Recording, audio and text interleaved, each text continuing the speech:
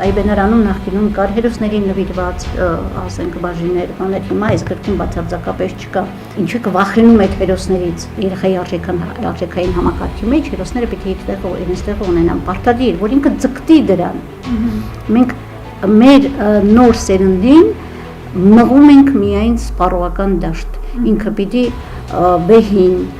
հոգևորին, արժեքին չձգտի, ինքը պիտի լինի ուտող, խմող, լավ փառատոններ, լավ ուտել, լավ խմել, լավ ծախսել, չգիտեմ ինչ, հասկանում եք, փող, հաճույք եւ ուրիշ ոչինչ։ Սա սարսափեցնող է։ Կարին Տոնոյանը պատրաստվում է կազմակերպել գիտաժողով տարբեր մասնագետների, նաև նոր Այբենարանի հեղինակների մասնակցությամբ, քննարկելու դասագրքի իր բառով խղճուկ բովանդակությունը։ Կարծում է ազգայինը դասագրքերից հանելու ԿԳՄՍ-ի քայլերից հետո աշակերտներին կրթելը մնացել է միայն ուսուցիչների բարեխղճության վրա։